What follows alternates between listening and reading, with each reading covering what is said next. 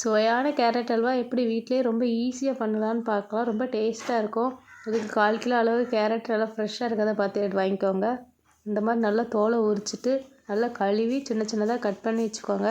இப்போ நம்ம கட் பண்ண கேரட்டை ஒரு மிக்ஸி ஜாரில் போட்டு இந்த மாதிரி திரியாக அரைச்சி எடுத்துக்கோங்க. ரொம்ப மையாக அரைக்க வேண்டாம், இந்த அளவுக்கு அரைச்சா போதும். இப்போ ஒரு பேனில் 3 ஸ்பூன் அளவுக்கு நெய் ஊற்றிக்கோங்க. அதில் கொஞ்சமாக முந்திரி பருப்பு போட்டு நல்லா பொன்னிறமாக வர அளவுக்கு நல்லா வறுத்து எடுத்து தனியாக எடுத்து வச்சுக்கோங்க. இப்போ அதே பாத்திரத்தில் நம்ம அரைச்சி வச்ச விழுதை போட்டு நல்லா வதக்கிக்கோங்க. ஒரு 5 நிமிஷத்தில் நல்லா மஞ்சள் கலரில் மாறும், அது வரைக்கும் நல்லா வதக்கிக்கோங்க. இப்போ இதில் நான் 1/4 லிட்டர் அளவு பால் கொஞ்சம் கொஞ்சமாக ஊற்றி சேர்த்துக்கிறேன். இப்போ இந்த பால் நல்லா கொதித்து சுண்டி வர்றதுக்கு ஒரு 10 நிமிஷம் ஆகும். இந்த பால்லே கேரட் நல்லா வேகும், அது வரைக்கும் நல்லா வெயிட் பண்ணிக்கோங்க. இந்த மாதிரி பொங்கி வரும். இடையில இடையில கரண்டி விட்டு நல்லா கிண்டி எடுத்துக்கோங்க. அப்படியே விட்டால் அடி பிடிச்சிரும்.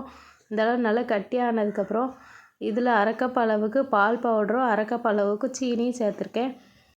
ஏன்னா பால் பவுடரில் இனிப்பு இருக்கும், அதனால சீனி கொஞ்சம் பார்த்து சேர்த்துக்கோங்க. உங்களுக்கு தேவைப்பட்டால் கூட ஒரு 2 ஸ்பூன் அளவு போட்டுக்கலாம். இப்போ ஒரு 2 நிமிஷத்துலேயே நல்லா கட்டியாக ஆயிரும். இப்போ இந்த ஸ்டேஜில் கொஞ்சமாக ஏலக்காய் தூள் போட்டு நல்லா கலந்து விட்டுக்கோங்க. இப்போ கேரட் அல்வா ரெடி ஆயிடுச்சு. அடுப்பை ஆஃப் பண்ணிக்கலாம். அதே மாதிரி செஞ்சு பாருங்கள், ரொம்ப டேஸ்ட்டாக இருக்கும்.